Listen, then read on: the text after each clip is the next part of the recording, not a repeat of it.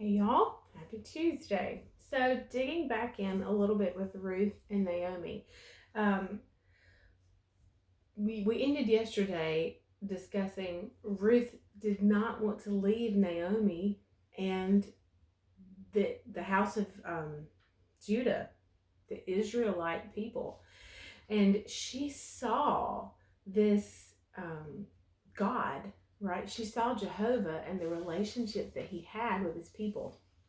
Um, One of the footnotes in my Bible I want to read and discuss, but Ruth has seen the goodness of God, even in her husband died, her father-in-law died, the other son died, but none of that changed the goodness of God. She never questioned, um, was God for them? Did God love them? None of that. We're never told any of that.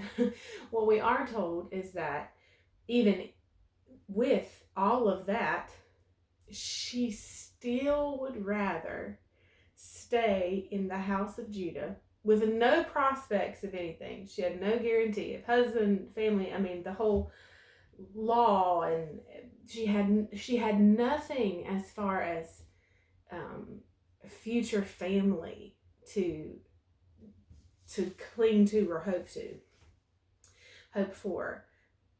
But she knew the God of Israel, and she valued that relationship with the God of Israel, and she doesn't want to separate from that. I wrote that she values the relationship with Jehovah, the covenant keeping God. And so she knows him as that covenant keeping God.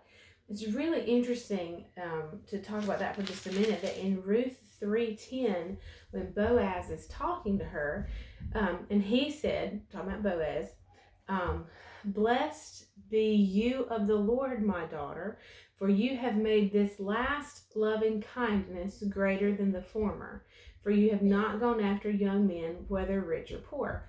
And it's really interesting. Y'all know me in words. Loving kindness is, of course, hesed. Loving kindness, tender mercy. And that is the covenant love. That is the love of God, that to my detriment, I'll see that you have what you need. Loyal love. And that is what Ruth really shows to Naomi. And Boaz sees that. Boaz sees that covenant love that Ruth shares for Naomi. And Boaz is impressed with Ruth's character. It's not that she's beautiful, or that, of all the things that it talks about, again, this act, he says, is greater than the last. Or greater than the former. And so he is impressed with her character first because she did come back with Naomi. And now, because she has chosen at this particular time in Ruth 3 to seek a kinsman redeemer for Naomi's family and the line of Judah, rather than pursue, as Boaz puts it, young men. For you have made this last loving kindness greater than the former, for you have not chosen to go after young men, whether rich or poor. And so Ruth does approach Boaz because he is a kinsman. It says in chapter 2, verse 1, it says, now Naomi had a kinsman of her husband's, a man of wealth, of the family of Elimelech, whose name was Boaz. And so Ruth approaches Boaz to be the kinsman redeemer, to fulfill that line. And it's just such a beautiful exchange. I encourage you to go back and read these 4 little bitty chapters. And so he approaches her and he says, after what we just read, for you have not gone after young men, whether rich or poor. And now, my daughter, fear not.